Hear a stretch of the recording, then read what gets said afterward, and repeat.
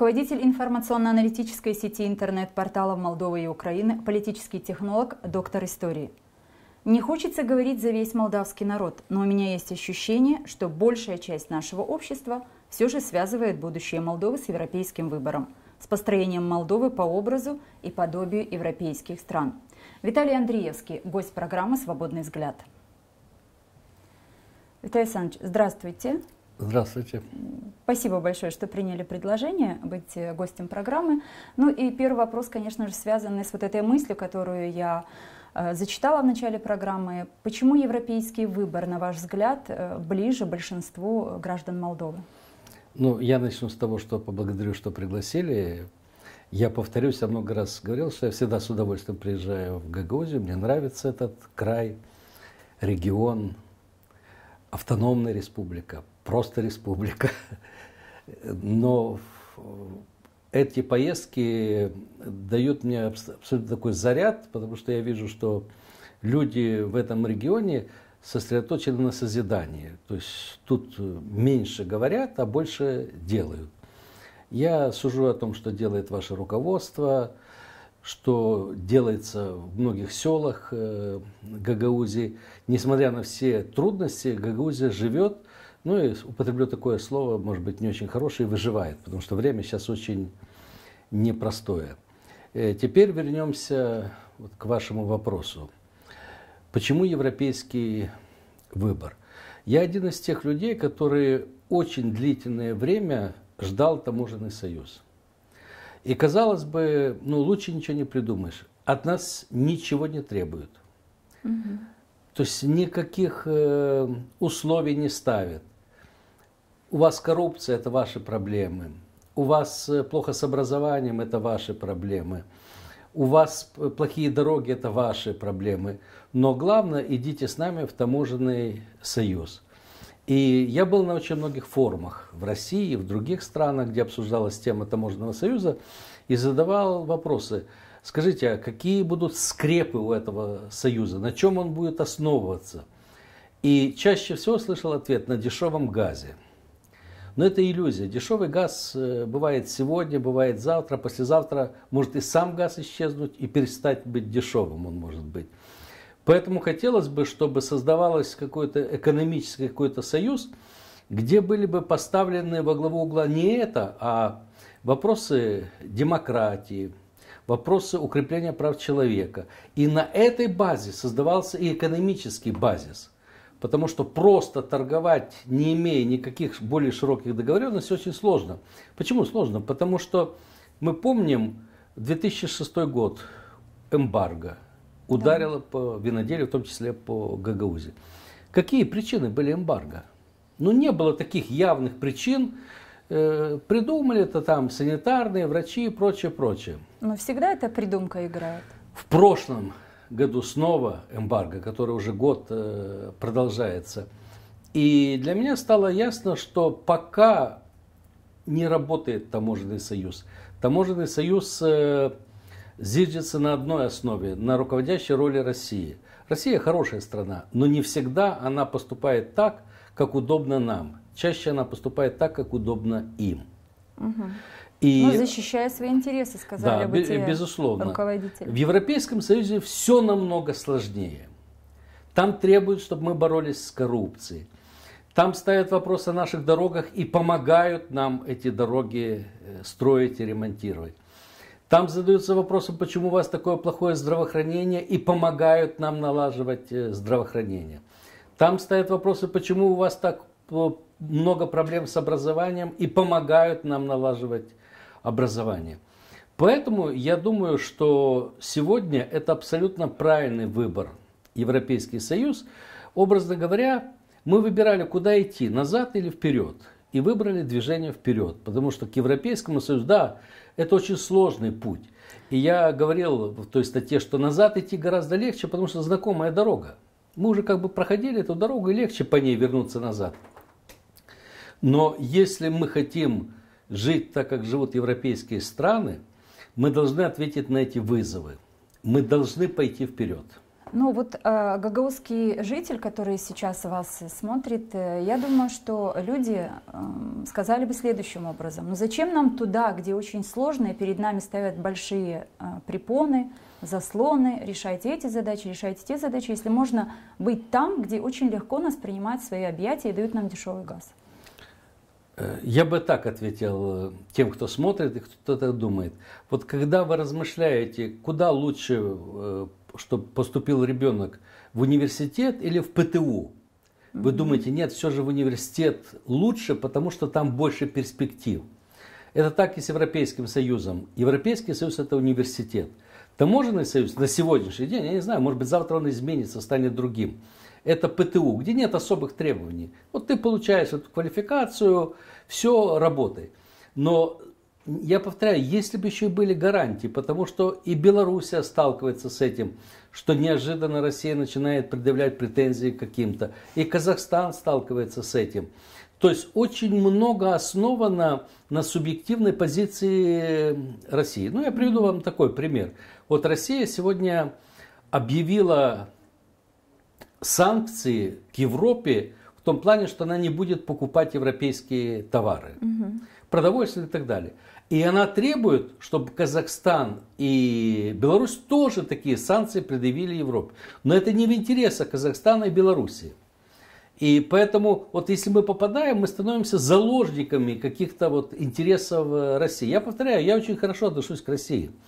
Я ничего против не имею России. Я за то, чтобы мы дружили с Россией, развивали различные отношения. Но если думать о... То есть это нечестное партнерство, что ли? Вот такое предложение быть в таможенном союзе? Дело в том, что Россия сегодня решает свои проблемы. На самом деле Россия не создавала таможенный союз. Россия создавала русский мир. Вот она как бы возвращалась к империи. И казалось, через какие-то экономические рычаги нужно эту империю восстановить. Я думаю, в Гагаузии многие не против восстановления этой империи. И в целом в Молдове, может быть, кто-то говорит, да, давайте будем в Российской империи. Но это, я повторяю, не только шаг назад, это 100 шагов назад. Мы уже не сможем жить в империи. Мы вкусили свободу. К сожалению, в России сегодня нет такой свободы. Я понимаю, что люди говорят, да зачем нам ваша свобода? Именно так люди говорят. Мы хотим, чтобы продавались товары и так далее и тому подобное. Но поверьте, почему стали богатыми финны? Потому что там свобода. Финны это была такая зачуханная провинция Российской империи, которые жили хуже всех. Сейчас финны живут практически лучше всех в Европе. И во много раз лучше, чем в России живут. Да, надо трудиться, надо что-то делать. Не падает такая манна небесная, что ничего не будем делать, вот только войдем туда и все станет хорошо.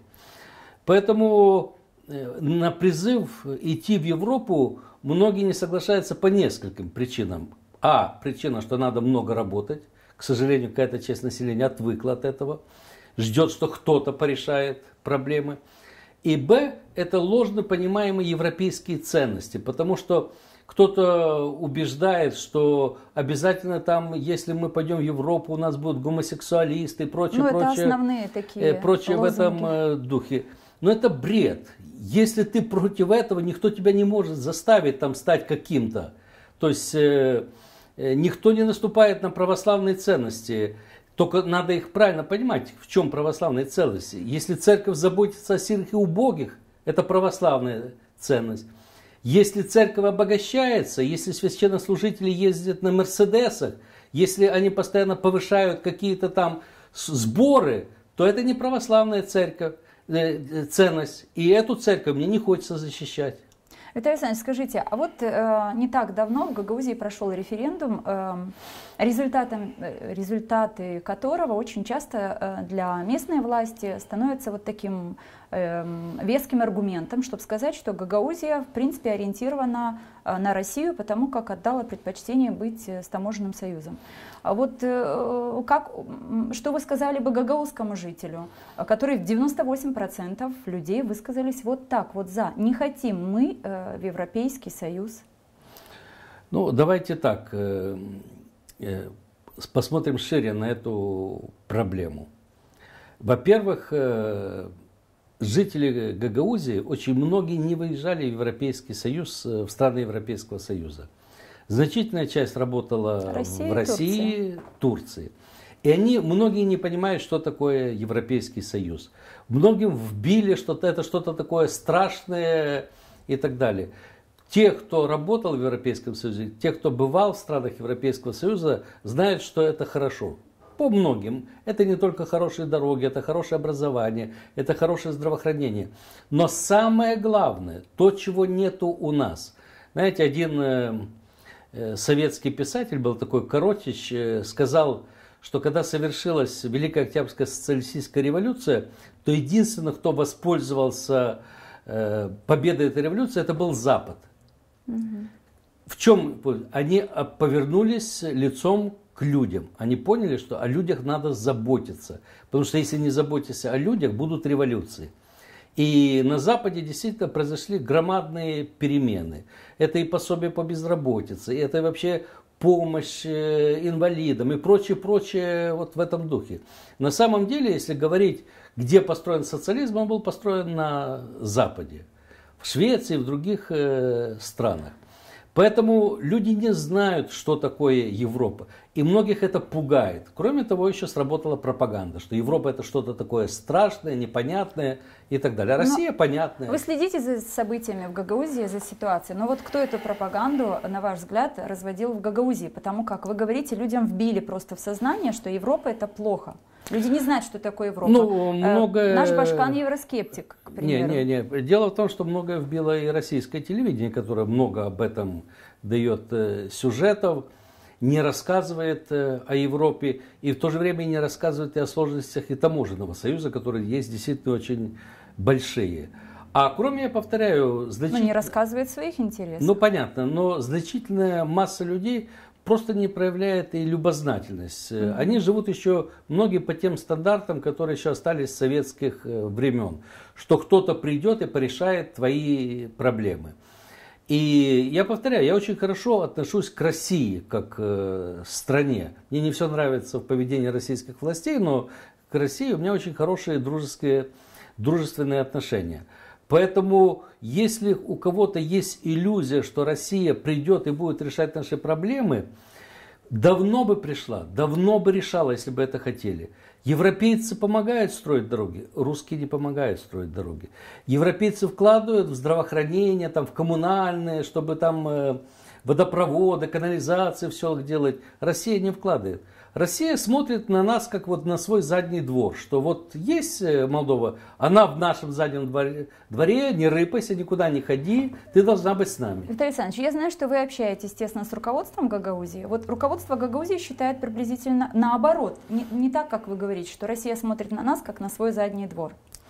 Вот. Это, я бы сказал так, это публично заявляет. На самом деле руководство Гагаузии проводит очень прагматичную политику. То есть риторика одна, политика другая? Политика действий? Да, на самом деле руководство Гагаузии имеет не только хорошие отношения с Россией, она поддерживает очень хорошие отношения с Европейским Союзом. И есть очень серьезные проекты с Европейским Союзом, куда вкладываются деньги в развитие Гагаузии. Гагаузия поддерживает очень хорошие отношения с Турцией. В этом плане, вот если взять... не обращать внимания на риторику, особенно в какие-то пиковые такие электоральные циклы, она проводит идеальную политику. Такая должна быть политика Гагаузии, потому что... А сам референдум тоже относится к идеальной политике? Понимаете, референдум имел такое политическое значение.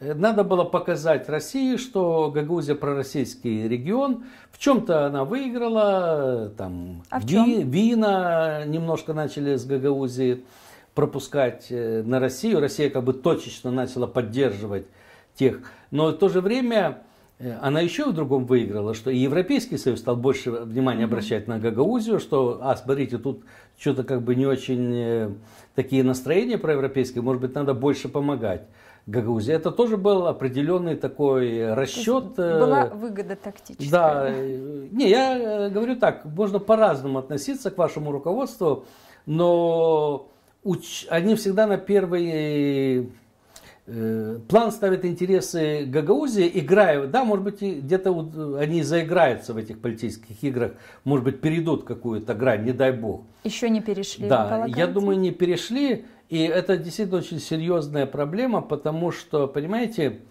вот мы говорили до передачи, что имеем, не храним, потерявши, плачем. На самом деле есть определенные ценности, за которых надо держаться зубами. Я имею в виду такие ценности, как стабильность, как мир. Нам кажется, это как бы естественно, ну как воздух, которым мы дышим. Нет, на фоне происходящего на Украине сейчас. Да, но мы видим, что очень... произошло в Украине. На самом деле Донбасс стал разменной монетой в очень больших геополитических играх. И если кому-то вначале казалось очень поэтично, русская весна и так далее и тому подобное, то сейчас мы видим громадные человеческие жертвы, видим этот молох войны. И я не скрываю, я часто говорю, что действительно есть опасность и мировой войны, потому что если все это будет разрастаться, если это не будет остановлено, опасность очень высока. А что важно у нас, извините, вот здесь, в Молдове, в Гагаузии, учитывая и Приднестровье, проблему, которая есть в стране, вот что нужно делать для того, чтобы, не дай бог, разразиться такой? Я думаю, Гагаузия должна понимать одну очень важную вещь, что есть общенациональные интересы Молдовы, и они не противоречат интересам Гагаузии. И эти интересы надо учитывать. Не надо эгоистично вот свои личные интересы, вот сегодня нам выгодно с Россией, мы что-то порешаем, ставить выше общенациональных молдавских интересов. Потому что кажется, вот немножко мы поиграем в сепаратизм. Так, понарошку, чтобы показать зубы Кишиневу. А потом это все начнет разрастаться, и мы вернемся к той ситуации, или перейдем, не вернемся, а перейдем к той ситуации, которая сегодня в Донбассе. Поэтому это, кому кажется, что вот понарошку можно будет поиграть, чтобы напугать Кишинев, они очень заблуждаются и ведут очень опасную игру. А что вы называете играми в сепаратизм? Чуть-чуть поиграем. Мы знаем, как бы уже и СИП занимался там, и я, честно говоря, не очень глубоко вдавался в эти все процессы, которые происходили, но мы видим в целом по Молдове, я неплохо это отслеживаю в социальных сетях, вот есть такие настроения, что мы должны как бы показать Кишиневу, мы должны защитить русский мир, причем Гагаузов тоже как бы вписывает в этот русский мир. И я сам воспитан на русской культуре, я за то, чтобы русский мир расширялся. Но я за то, чтобы русский мир расширялся через Пушкина, Достоевского, а не через установки ГРАД, не через танки, через боевые машины пехоты и так далее и тому подобное. Поэтому я повторяю, когда кто-то начинает делать заявление, а вот в случае чего Гагаузия может выйти, там не исполнять законы, были такие заявления. То это очень опасная игра, потому что на тех безумцев, которые тут есть и свои безумцы в Кишиневе, которые тоже хотели бы разжечь пожар, потому что они в этом пожаре хотели бы потихонечку соединиться с Румынией. И тут не так много безумцев, и так не так много безумцев, но иногда бывает, что несколько человек способны разжечь большой пожар. К сожалению, мы очень тяжело избавляемся от многих наших недостатков по разным причинам, в том числе и по тем причинам, что в Кишиневе не наступили реальные перемены. Потому что надо признать, что и кишиневская власть паразитирует на том, что очень многие считают, что вот если они нас тянут в Европу, мы многое можем им простить только за то, что они нас тянут в правильное направление. Я думаю, я это и письменно, и устно излагал, что должен наступить момент, когда мы должны кишиневской власти тоже ударить по им шаловливым ручкам в некоторых отношениях, когда они в бюджет залазят, там в схемы какие-то и так далее. И более того, я думаю, что после выборов назрела необходимость создать молдавский Майдан, который бы начал иллюстрацию власти, то есть, чтобы поставил вопрос, чтобы министрами, там, руководителями не назначались люди, которые обвинялись в коррупции, там, каких-то других вопросах, где особенно есть доказанные вещи. Или там, то есть надо провести экономическую иллюстрацию, потому что меня не устраивает, что есть, допустим, люди, которые имеют очень много собственности в Молдове, и непонятно, чья это собственность. То есть, ли это какой-то там судья, коррупционер имеет, или это честный человек. То есть, потому что эта собственность спрятана на офшорах. То есть, надо вскрыть, показать владельцев, покажите, что кто. Для этого нужно? Да. Сильная власть, которая захочет это сделать? Нет. Для этого в первую очередь нужна воля и желание народа стать как бы надсмотрщиком над властью. Потому что мы, к сожалению, кричим во время выборов, что мы решаем судьбу, как выборы проходят, власть плюет на нас, идите, вы уже порешали, теперь дайте нам порешать свои проблемы. Вот что вы имеете в виду под Молдавским Майданом? Нужно заполнить площадь национального собрания и требовать... Я имею в виду условно название, но если есть необходимость, надо будет и вывести людей на площадь. Я имею в виду, что должен быть создать орган общественного контроля над властью. Власть паразитирует над тем, что ее никто не контролирует. Вы думаете, это возможно? Я думаю, что это надо попытаться сделать, потому что, наверное, долг каждого из нас что-то попытаться сделать в этой жизни. Виталий Александрович, вы говорили о том, что Молдове нужны реформы. Вот не так давно вы сказали, что было бы хорошо нам иметь своего молдавского Бальцеровича. Да, безусловно, нам очень не хватает серьезных экономических реформ, потому что мы все играемся, мы не создали систему привлечения инвестиций в силу разных причин, потому что я вот как бы считаю так уже, это не только моя точка зрения, что должны быть 3 ключевых человека в системе власти. Один, который проводит экономические реформы, причем очень серьезные, глубокие. Второй, который борется с коррупцией, силовик. И третий, президент, который политически поддерживает их. Потому что это очень, как вам... Триединство да, объяснить. Это настолько сложная борьба, все замешано. Кум, сват, брат, все друг другу взятки передают. Разрубить этот Гордеев узел очень сложно. Нужна воля. Я понимаю, это не сразу будет, но это обязательно будет. И это, кстати, одно из преимуществ европейского пути. Потому что Европа это поддерживает. Россия смотрит на это, Россия сама одна из самых коррумпированных стран мира.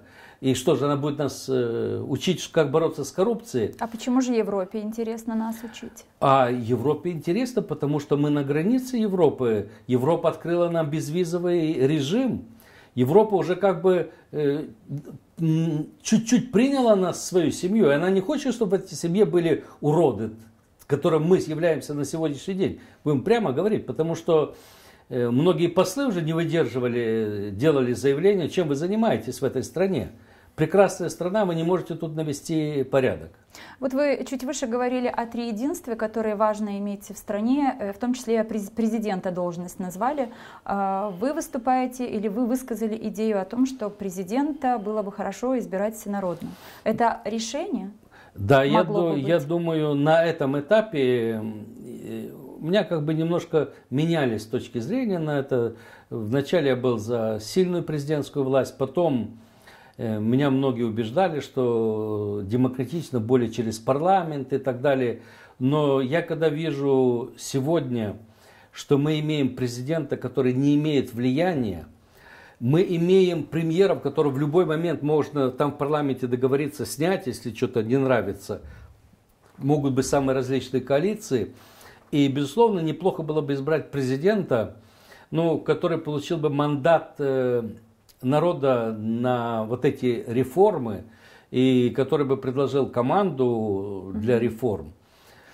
Но это очень сложно. Я понимаю, что это не так просто, но, возможно, это шанс. Вы знаете, мы вот говорили о том, что власть делает, вот совсем, еще даже проходят дни молдавской диаспоры впервые в стране. Вот как вы считаете, это положительный момент в жизни нашего общества? Что даст такое общение, что может дать такой диалог власти и диаспоры в нашей стране? Я вам скажу так, что вот Турция. Ведь Турция во многом возродилась благодаря диаспоре турецкой, которая была в Германии, которая набралась там навыков, научилась бизнесу, технически очень выросла, посмотрела, как нужно работать. И, кстати, вот когда начались в Турции реформы, и когда вот эта наша любимая Анталия, в которой многие отдыхают, на самом деле очень много помогли те, кто вернулись с Германии, там начали отстраивать, и немецкий капитал туда вошел. И я вижу, как бы, да, многие партии смотрят на диаспору электорально. Это голоса, которые можно собрать по всему миру. Нет разве в этом электорального подхода? Не, я повторяю, есть в этом электоральный подход, но я смотрю на диаспору еще и в том плане, что это наиболее подготовленные люди, которые выжили в очень сложных условиях разных стран, адаптировались, достигли чего-то. И если эти люди вернутся в Молдову, они не будут ходить на согнутых ногах перед властью. Эти люди почувствовали вкус свободы. Их уже не согнешь так, не как у нас тут привыкли. Я начальник, ты дурак. Поэтому я очень хотел бы, чтобы эти люди возвращались. Я понимаю, это очень сложно. И я столкнулся с этим. Моя дочь хотела вернуться. Она менеджер, очень, так сказать, высокооплачиваемый в одной из зарубежных стран. И она приехала сюда и хотела тут бизнес свой открыть, там заработала какие-то капиталы. Но когда она прошла и посмотрела, как у нас открывается бизнес, она сказала: папа, может быть, через 5 лет. Сейчас я не готова к этому. Там надо дать взятку, там надо договариваться, там надо решать вопросы. У нас так не делается. Да, я хотела бы продолжить дальше разговор в ключе российского эмбарго, поскольку этот вопрос очень актуален сегодня для жителей нашей Гагаузии, да и для всех сельхозпроизводителей страны. Вот появление этого российского эмбарго и предложение правительства, как вы считаете, этого достаточно сегодня, чтобы поддержать в тонусе тех людей, которые работают на земле? Ну, вы знаете, это, наверное, сегодня одна из самых больших проблем Молдовы. Потому что эмбарго – это метод политического давления и очень серьезного давления на Молдову. Мы прекрасно понимаем, что сегодня для Путина, не будем сейчас говорить за всю Россию, для Путина принципиально показать, что он может наказать тех, кто вот вышли из строя и пошли в Европейский Союз. Потому что Путин, когда ему удалось сломать Януковича, и Янукович отказался подписать, он уже считал себя победителем, и тут возник Майдан. Война в результате. Да, и мы видим, как дальше развивались события, а тут еще и Молдова, такая независимая, которая, по мнению Путина, полностью зависит от России, ведет себя, ну, по мнению Путина, неадекватно. Вместо того, чтобы сейчас бросаться в таможенный союз, пошла в Европу. Это очень серьезное испытание для нас. Я повторяю, я всегда говорил и сейчас повторяю, вот все мои разговоры с моими русскими друзьями, российскими друзьями сводились к тому: хотите взять Молдову под свое крыло, вкладывайте сюда капиталы, помогайте нам, развивайте экономику. И люди, когда увидят, сколько вы делаете для нашей страны, люди сами примут решение. Вот простой вопрос, Виталий Александрович, а почему Россия не по этому пути пыталась быть любима Молдове? А потому что Россия никому особо не старается делать добра. И по разным причинам, но на самом деле одна из причин: у России много своих проблем. И России не до проблем Молдовы и так далее. Они считают: мы сказали, выполняйте наш приказ, не то будет плохо. А у России, если копнуть, это проблемы севера, это проблемы российских деревень и прочее, там ввоз с тележкой этих проблем. Ну вот от эмбарго страдает сельхозпроизводитель. В целом страна, наверное, наша и не сможет восполнить компенсациями те утраты, те потери, которые несут сельхозпроизводители. И к чему это может привести, как вы думаете, прямо перед выборами? Ну, я думаю так, что, во-первых, сейчас будет оказана помощь финансовая Молдове, Европейский банк, другие институты европейские, Соединенные Штаты. Сейчас приняты очень серьезные программы по ирригации в Молдове, там, по другим направлениям. И я думаю, что помощь будет оказана. На самом деле эмбарго очень сильно было в 2006 году, оно было неожиданно.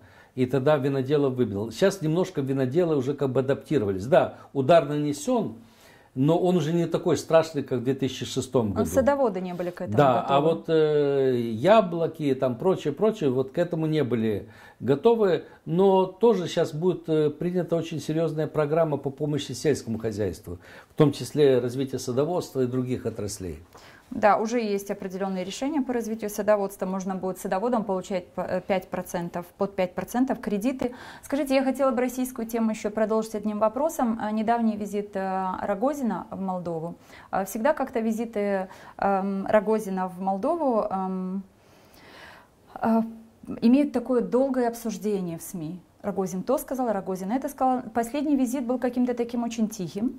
И только в Тирасполе господин Рогозин сказал, что но если вы хотите решать свои проблемы, так не ждите, когда я к вам сюда приеду, а приезжайте в Москву. Как вам такая риторика? Как вы оцениваете? Не, ну на самом деле это тоже лукавство. Наши представители постоянно выезжают в Москву. И вы знаете, кстати, вот тут в Камрате был форум виноделов, и выступали с Россией, некоторые представители говорили, вот ваша власть должна изменить риторику по отношению к России. На самом деле, со стороны молдавских властей абсолютно лояльная риторика по отношению к России. И вы мне не найдете ни одного заявления премьер-министра, который бы что-то жестко сказал о России. И более того, Рогозин воспринимает даже какую-то косвенную критику Рогозина как какие-то удары по России. На самом деле, я думаю, Россия сейчас в таких колебаниях, потому что какая-то часть понимает, что такая жесткая политика в отношении всех, она как бы не делает чести России. По моей информации, как бы есть люди с экономического блока в России, которые считают, что, возможно, хватит размахивать дубинкой, что надо как бы от политики кнута переходить к политике пряника, нормально договариваться. Возможно, вот сейчас такое перепутье. Россия должна определиться, какую она политику все же будет предпринимать. Это касается и Украины, это касается и Молдовы. Скажите, хочется перейти сейчас к такому разделу, как политика, и поговорить, узнать ваше мнение на тот счет, какой может быть предвыборная осень в Молдове. Ну, вы знаете, она, безусловно, будет, такие есть шаблоны, я тоже не могу их обойти. Она будет очень действительно горячая, потому что на самом деле тут идет такой геополитический выбор. Есть сторонники таможенного союза, которые будут бороться за то, чтобы Молдова отказалась от европейского выбора. И есть сторонники европейского выбора, которые тоже будут бороться за это. Соотношение как бы получается где-то, условно говоря, 50 на 50. Но единственное преимущество тех, кто выступает за европейский выбор, что их поддерживает наиболее динамичная часть населения. Это молодежь, это предприниматели, это интеллигенция. Это дает немножко такой драйв, преимущество. А очень много, безусловно, будет зависеть от того, как будет проведена избирательная кампания. В этой кампании, по всей вероятности, будет очень много популизма, особенно со стороны как бы таких неожиданных игроков, которые не имеют никакой кредитной истории, могут обещать все, что угодно. Я имею в виду там, без кредитных историй кого вы называете? Ну, Сатова там и прочие, которые будут тут Царство Божие обещать, что они Нью-Васюки построят и так далее. К сожалению, люди принимают иногда такие вещи, верят, что вот человек говорит, да, вот я там это сделаю, я отберу у богатых, дам бедным. Но я пока не вижу, понимаете, вот если говорить конкретно об Усатове, мне хотелось бы, чтобы он показал, как работают рабочие, сколько получают рабочие на том заводе, который он якобы или там по-настоящему является президентом, в каких домах они живут. Вот если он показал, что он там Царство Божие создал, тогда я ему поверю. А если выяснится, что эти рабочие получают небольшую зарплату, живут в коммунальных квартирах, я не очень буду ему верить. Ну вот к осени предвыборные разные партии подходят, в принципе, с разными результатами. В чьих-то рядах поубавилось значительно, у кого-то прибавляются количество членов партии, скажем, и об этом пафосно заявляют СМИ. Вот как вы думаете, вот это перетягивание из одной партии уйти в другую будет еще происходить вот, вот в этом периоде? Я абсолютно на это не обращаю внимания и не очень верю в эти переходы, потому что на самом деле они электорального значения не имеют. Ну, там дядя Петя перешел туда, дядя Вася перешел Люди уже к этому привыкли. Туда, да. На самом деле, переходит ли электорат вот от одной партии к другой? Вот это очень важно замерить. Я знаю ситуацию по Гагаузии, знаю, что падают коммунисты в Гагаузии. И упал личный рейтинг Воронина в Гагаузии. Это очень интересная ситуация, потому что в Гагаузии... Это по каким опросам? Это совершенно недавно проводился один закрытый опрос по Гагаузии. Это, ну, такой для меня неожиданный результат, потому что я почему-то думал, что в Гагаузии коммунисты как бы стоят очень твердо и не сгибаются. Но, видимо, вот эти последние решения, вот эти расколы в партии сыграли определенную роль.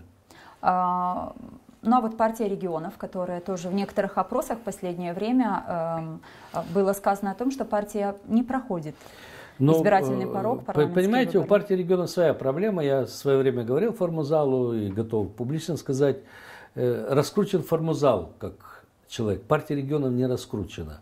Да, он может ее раскрутить еще в Гагаузии, потому что как бы тут знает, что он руководитель партии регионов, но ему очень тяжело это будет сделать по всей стране. Фактически, на мой взгляд, почти 100% формозал побеждает, если идет как независимый политик, потому что независимый кандидат, потому что у него достаточно высокий рейтинг по стране и, самое главное, очень большая узнаваемость. А вот пройдет партия, тут у меня есть сомнения. Если бы выборы были только в Гагаузии, то прошла бы. Ну, может быть, если там захватить еще Тараклию. А по всей Молдавии есть вопросы. Ну вот у меня вопрос относительно взаимоотношений центра Кишинева и Камрата.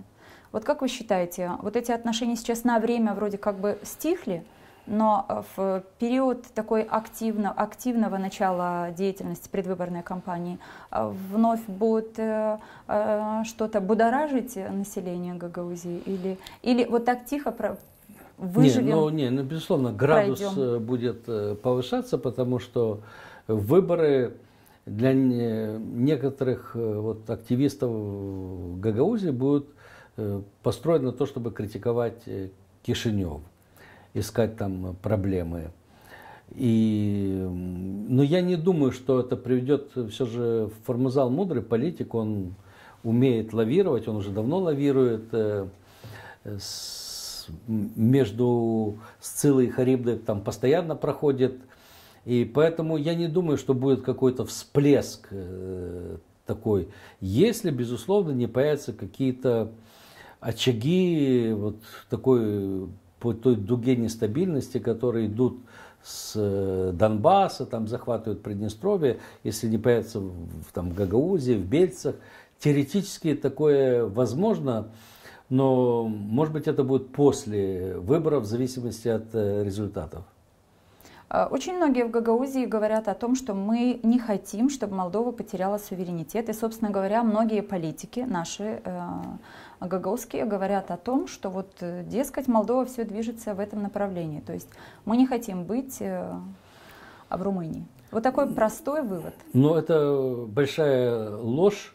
На самом деле я общаюсь практически со всеми политиками Молдовы, за исключением ГИМПу. Никто не говорит о том, что мы должны идти в Румынию. Более того, у меня складывается впечатление определенное, что Румыния недостаточно активно готова поддерживать, допустим, там Филата, Лянку, Лупу, потому что они выступают за прямой вход в Европейский Союз не через калитку Румынии. То есть они поддерживают независимость Молдовы. И это, в принципе, понятно, потому что любой молдавский политик, который стал во главе страны, он стоит... А зачем мне терять эту страну, где мы не зависимы ни от кого? Нам не надо ездить ни в Москву, ни в Бухарест, там, согласовывать наши решения. Да, мы зависимы от Европейского Союза, но это от коллегиального органа зависимы в чем-то. И не надо, вот тут говорят, вот нами управляют европейцы. Да, в каких-то вещах управляют, но они нам помогают, и они контролируют. Они не Молдову контролируют, они контролируют, куда тратятся эти деньги, разумно ли не тратятся, как мы боремся с коррупцией. Что тут в этом плохого?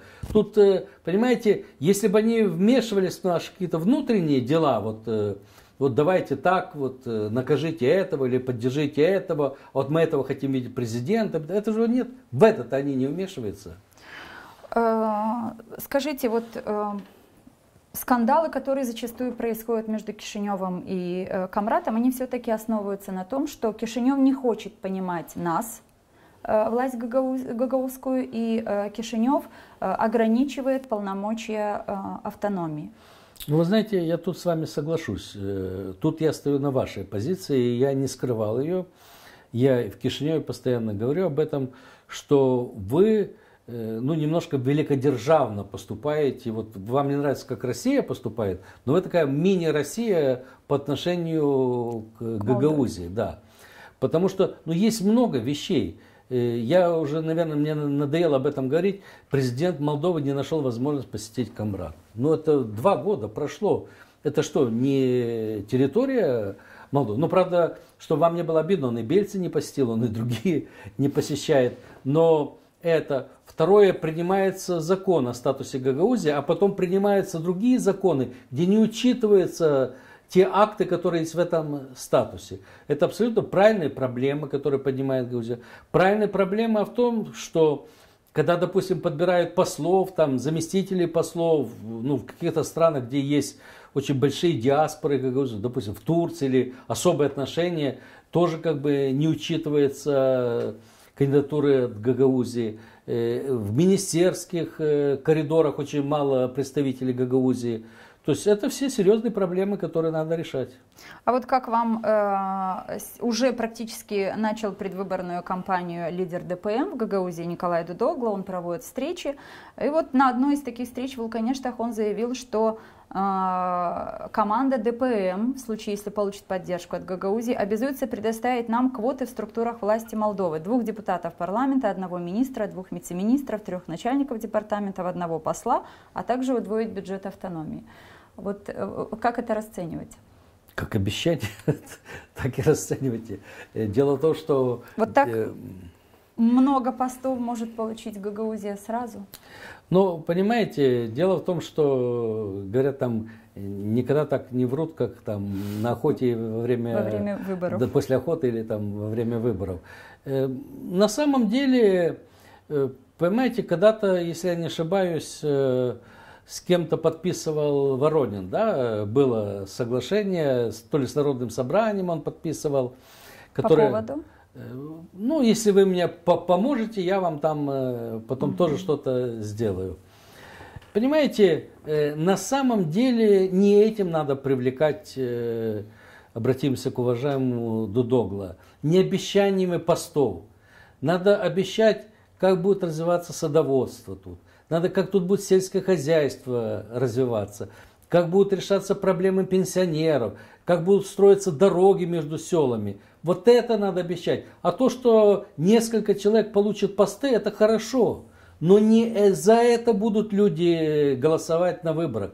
Это входит, я назвал это в комплекс проблем, которые надо решать властям Гагаузии с властями Кишинева. Чтобы не было вот такого ощущения некоего игнорирования. Да, а на самом деле это идет подкуп элиты. Вот ты давай там организуй за меня сколько-то голосов, будешь замминистром, организуешь, будешь министром, будешь послом и так далее. Но такая схема работает во время предвыборной кампании?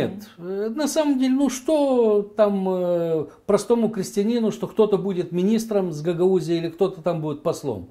Его что-то волнует? Это нас должно волновать в принципе, чтобы было равновесие в многонациональной Молдове, чтобы учитывались интересы всех национальностей, в том числе и гагаузов.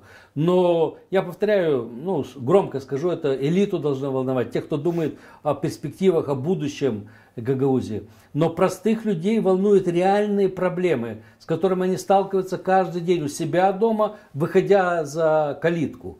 Вот об этом надо с ними говорить и помогать решать эти проблемы. Виталий Александрович, ну и после выборов парламентских нас ожидают в Гагаузии еще и выборы башканские.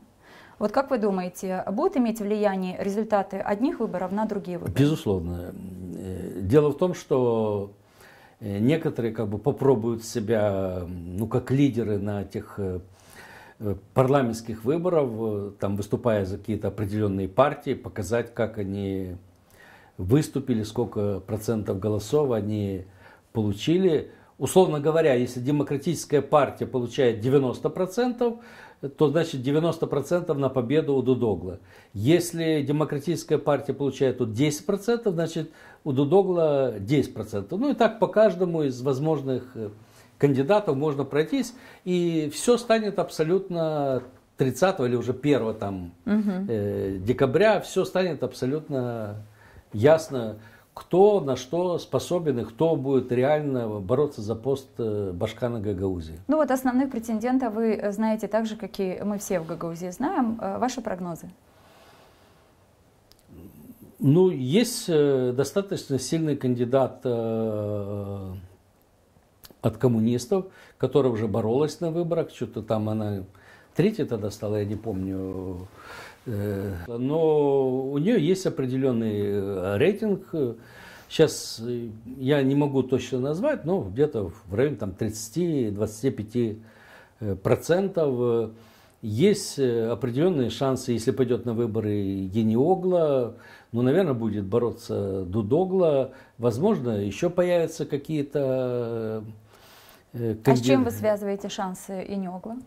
Ну, и с Единой Гагаузией. Все же достаточно сильная организация, ну, в какой-то мере авторитетная, если она его выдвинет. Могут ли появиться новые лица? Безусловно, могут и новые появиться. Понимаете, действительно, вот вы правильный вопрос задали, что вот эти выборы, они во многом будут определяющие, они покажут, кто есть кто. И уже для многих станет понятно, что вот да, эти сила, у этих есть проблемы определенные. Ну, допустим, если коммунисты получают 30% в Гагаузии, то понятно, что вот у Влах 30% это ее потолок. Она не может выйти за эти 30%. Если получает 50%, значит есть шансы. Виталий Александрович, всегда разные выборы что-то новое приносят в политтехнологиях. Вот что от этих выборов следует ожидать, вы как думаете? Я думаю, особо нового ничего такого не будет.